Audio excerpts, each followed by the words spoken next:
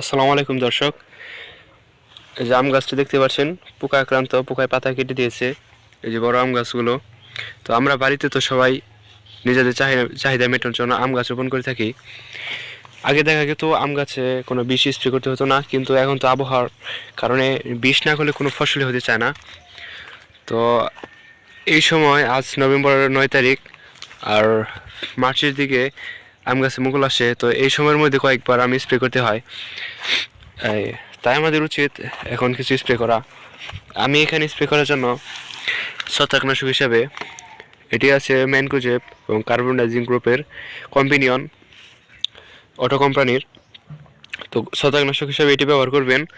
আর হইতেছে সানমেকটিন, মাকড়নাশক হিসাবে সানমেকটিন অথবা যে কোনো একটি মাকড়নাশক আপনারা স্প্রে করবেন আম গাছে এই সময়।